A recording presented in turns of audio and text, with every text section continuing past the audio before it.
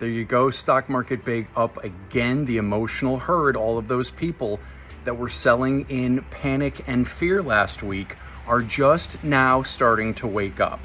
They're just now starting to see the stock market take off without them, and they're thinking, what the heck's going on? Last week, the financial news shows media everywhere telling me sell, sell, sell, fear, fear, fear. Well, and they sold out.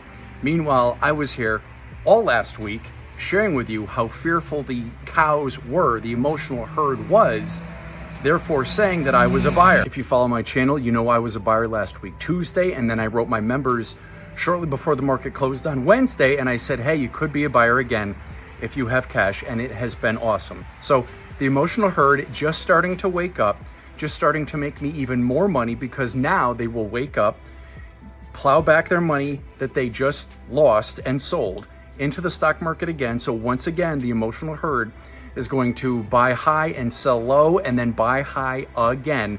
And that's fine, because the more the herd buys in, the more they make me money. I've been traveling today and whatnot, been in the car for a while, so I don't have charts to share with you. But on the S&P 500, very nice day. We now have a unconfirmed breakout on the S&P 500 above 6,696. This is very bullish.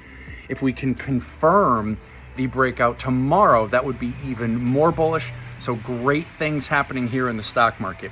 It doesn't seem like today will be a one-sided up day. Potentially could be a one-sided up day in issues, meaning companies. Does not look like it's a one-sided up day on volume, but it's pretty darn close. So between the price action, the prices that I'm seeing, and the closeness, but not quite there on two one-sided up days, yeah, I think it's pretty safe to say that the correction is over. Not that we can't have selling tomorrow. We could absolutely have some selling tomorrow, but I think in general, the correction is over. Other than that, I'll just make a comment on natural gas, down big today. You know, if you follow my channel, I very happily got out of the last of my long natural gas position last week. The timing was amazing. Natural gas down big today. That's wonderful for my short natural gas position, which I am absolutely willing to hold. This is not investment advice, and if you don't know me, I'm John Crocker, professional investor, proud American, cigar lover, and owner of Crocker Capital, LLC.